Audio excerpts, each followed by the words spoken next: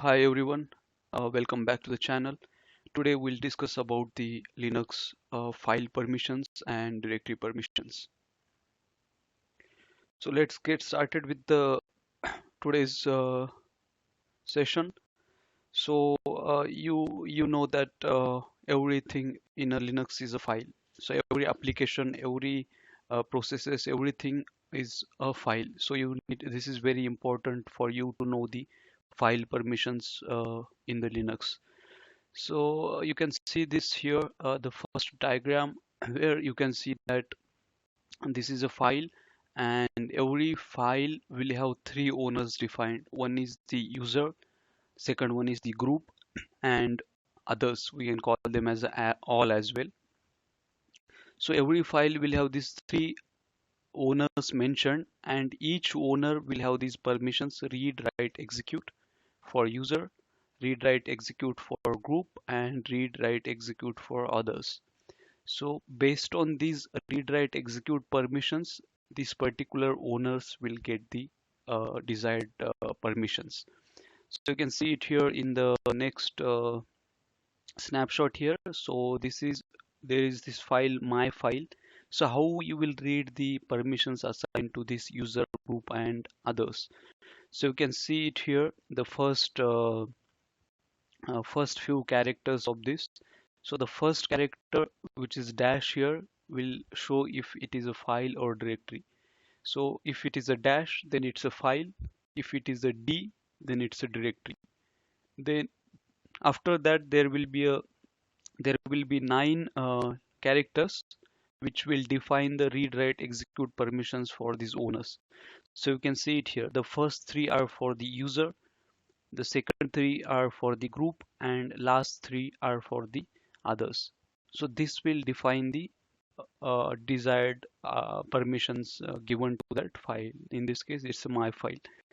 So user is someone who will create that file. So that we will call that as a owner of that file. The person who creates the file or directory, that will be a owner of that file.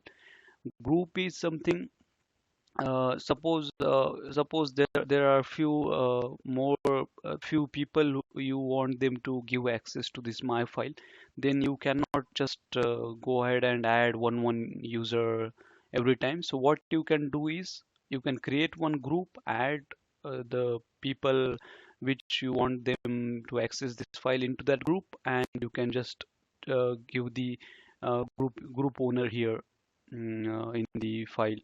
So, and these permissions will show what that group members of that group can do to this file.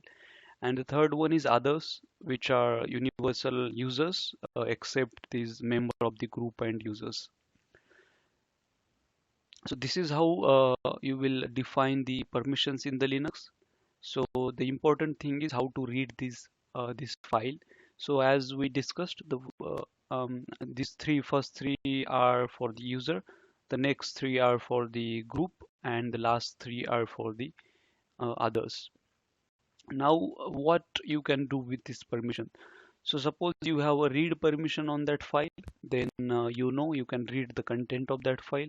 If you have a write permission on that file, then you can just edit and modify that file. You can write data into that. And if you have a execute permission for that file, then you can execute that file.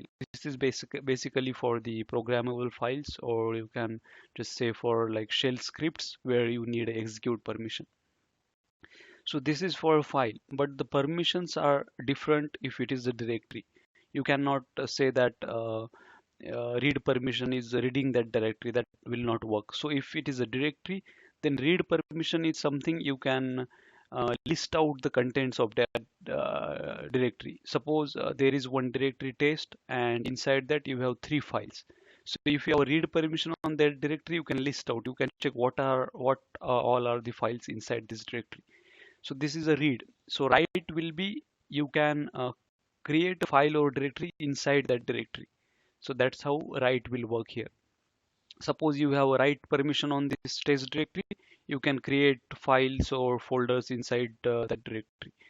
And execute in the directory will be you can traverse into that directory. You can just change the directory. Suppose this test, if you want to go inside that, if you have execute permission, then only you can go inside. Otherwise, it won't allow you. So this is how the permission differs in case of files and directories. So you need to be very careful about that because the permissions what they do is different in files and the directories. So let's go to the server and we'll discuss more about it. So I'm into the Linux server. Let me see. Yeah, I am in this current directory home/sam. So let me see what all are the files there. ls-l. So you can see there are two things here. One is sample and test.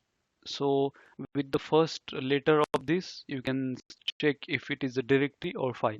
So D denotes the directory and dash hyphen denote the it's a file. So the first one is a directory and test is the file. Then how to read the permissions. So after D, you can see it here. RWX is for the user. Now Sam is the user who created this directory. So Sam has full permission, read, write, execute. And the group here is DBA, and DBA has permission, read, write, execute. So all the members of this group DBA will have read, write, execute permission on this folder. And others which is not Sam and not the member of DBA, those people will have only read and execute permission, not the write. So you can see in place of write they mentioned as hyphen, so that is no permission. So write is not there for others. So same you can read it for the files as well. The first this dash will denote that it's a file. Then RW is a read write permission on this file for Sam. Then read write permission for the member of the DBA on this file, and only read permission for others on this file test. So this is how you will read the permissions. Now the question is how to change the permissions. So to change the permissions, we have chmod command. So let me. There are different ways actually to change the permission. The one is with the numerical numbers, like now this R will be 4, W will be 2, and X will be 1. So based on that, if you are giving 7, then all three will come RWX. If you are giving, suppose you want only read and write, then it will be 4 plus 2, 6. If you want only write, then it will be 2. So based on that, you can give it with the numerical values.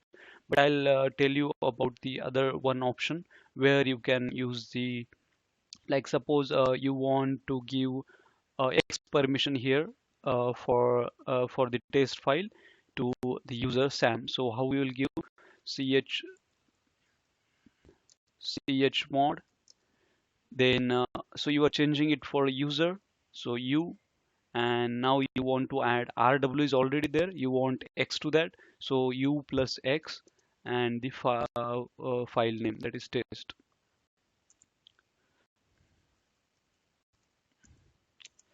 Let me see it. So you can see here that X is added to that file permission. So suppose you want to remove W permission for the group, then you can just give sudo chmod. Now group is G and minus W and paste.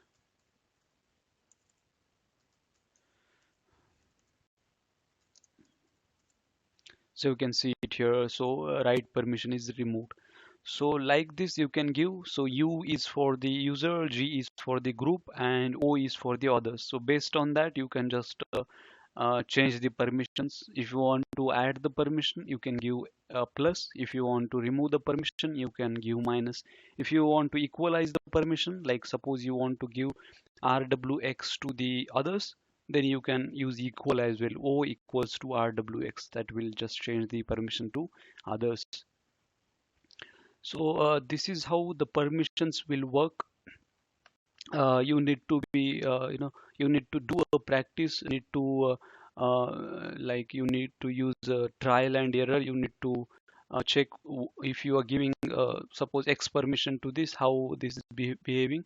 So based on that, you need to do some from your side homework on this, so that will you will get to know how these RWX will behave actually. So that's how you will come to know about the permissions. So yeah, the permissions is a very important topic because everything is a file in Linux. So you need to know the permissions, how the owner and the permissions will affect the file or directory. So